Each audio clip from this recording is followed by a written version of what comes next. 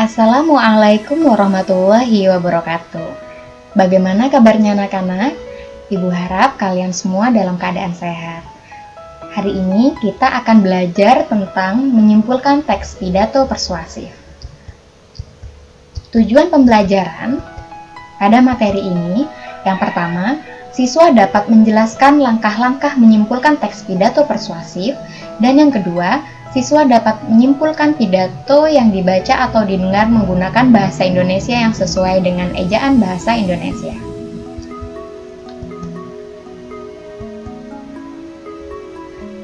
Apa itu menyimpulkan teks? Nah, tadi yang akan kita bahas adalah membuat kesimpulan atau menyimpulkan. Nah, apa itu menyimpulkan? Menyimpulkan teks adalah mengambil inti atau pokok-pokok yang diuraikan dalam sebuah teks atau karangan. Bagaimana cara menyimpulkan teks pidato persuasif?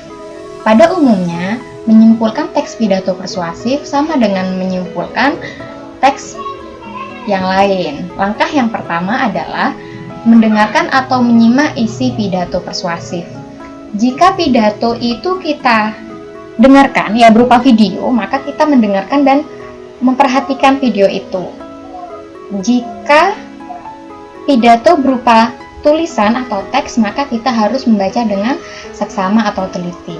Dalam hal ini perlu konsentrasi yang cukup tinggi, baik itu menyimak melalui video ataupun tulisan.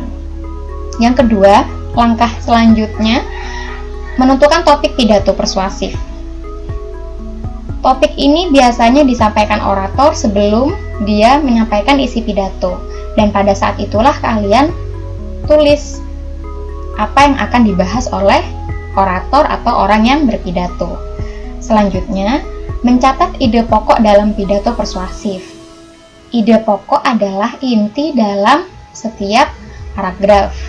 Jadi, ide pokok ini perlu kalian tulis juga agar nanti pada saat merangkai itu menjadi lebih mudah.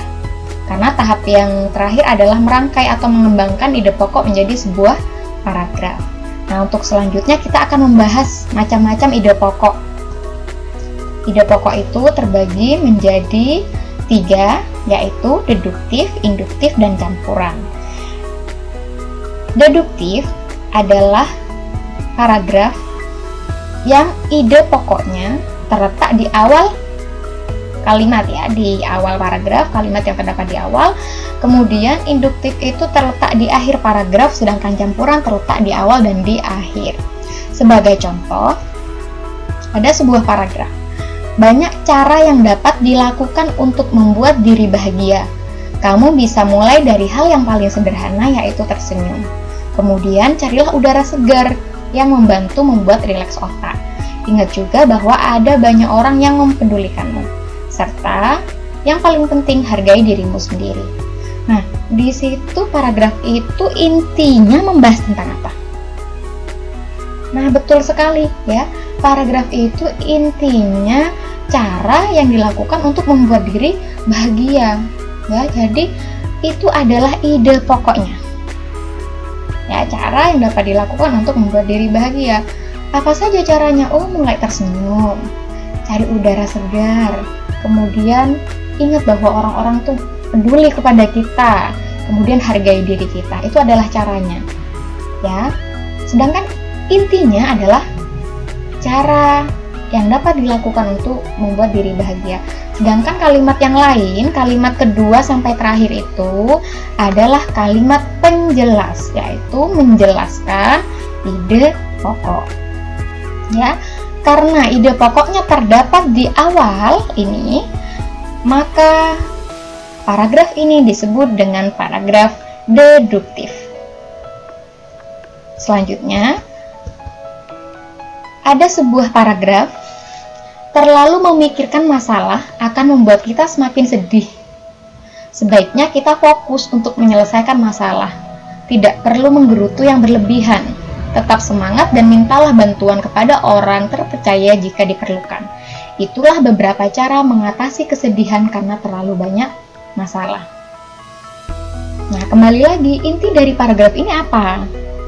Nah, intinya adalah cara untuk mengatasi kesedihan karena terlalu banyak masalah. Ya. Nah, cara mengatasi kesedihan, caranya bagaimana? Ya. Jangan terlalu memikirkan masalah itu, fokus untuk menyelesaikannya ya. Kemudian minta bantuan. Nah, kalimat-kalimat yang ada di awal itu sebenarnya menjelaskan kalimat inti yang berada di akhir. Nah, karena ide pokoknya terdapat di akhir paragraf, maka paragraf ini disebut dengan paragraf induktif. Contoh selanjutnya,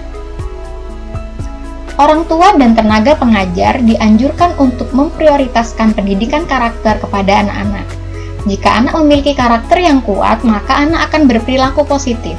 Dibutuhkan kerjasama antara orang tua dan guru agar penerapan pendidikan karakter bisa berlangsung efektif.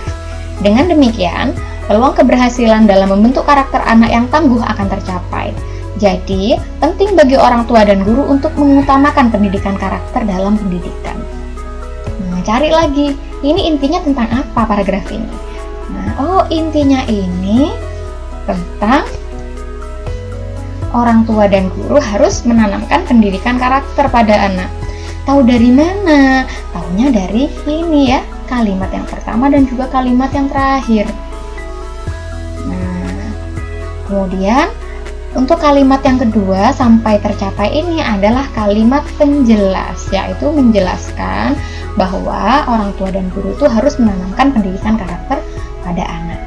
Jika dalam paragraf ini ide pokoknya terdapat di awal dan di akhir, maka paragraf ini disebut dengan paragraf campuran.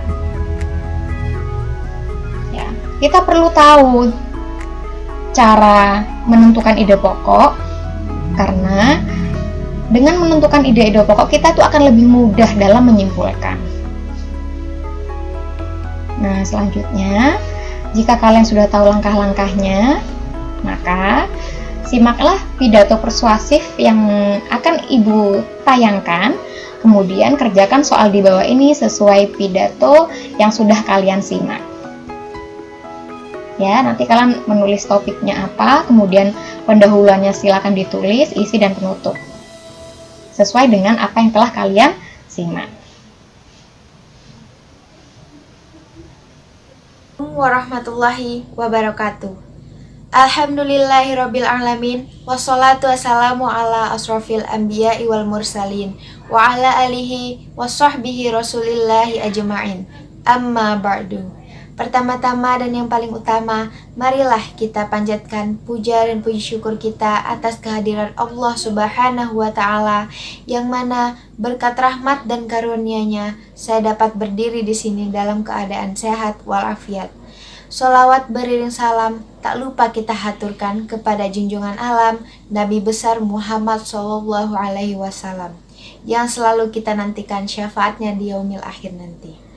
Yang terhormat Ibu Dr. Randa Wijiati selaku pembimbing pelajaran bahasa Indonesia.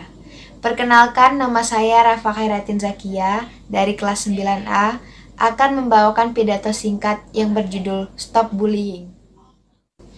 Bullying adalah tindakan mengintimidasi dan memaksa seseorang yang lebih lemah untuk melakukan sesuatu di luar kehendak mereka dengan maksud membahayakan fisik maupun mental melalui pelecehan dan penyerangan. Sekolah menjadi salah satu tempat di mana bullying sering terjadi.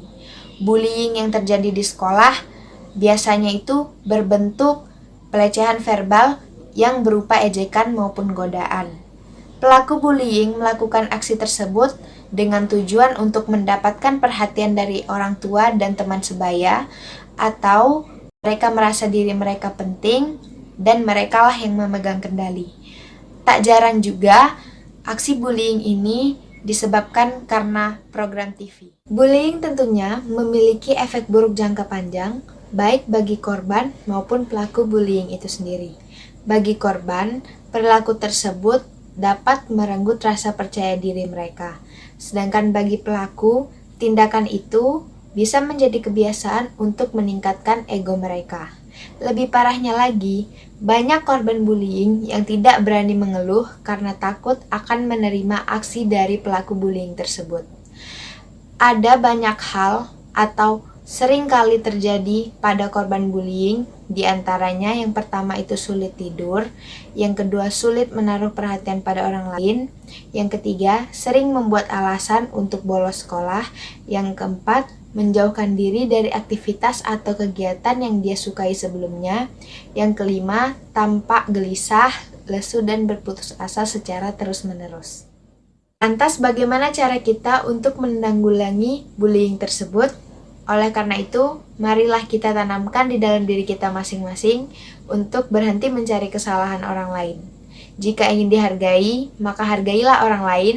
Jika ingin dihormati, maka hormatilah orang lain. Ingat, kita belum tentu lebih baik dari orang yang kita bully. Percayalah bahwa kita bisa menghapuskan bullying. Nothing is impossible in this world. Tidak ada yang tidak mungkin di dunia ini. Demikianlah pidato singkat yang dapat saya sampaikan. Lebih dan kurangnya saya mohon maaf. Terima kasih atas perhatiannya. Wabillahi taufik wal hidayah. Wassalamualaikum warahmatullahi wabarakatuh. Nah, jika kalian sudah menyimak video, silahkan tugasnya dikerjakan. Ibu akhiri. Assalamualaikum warahmatullahi wabarakatuh.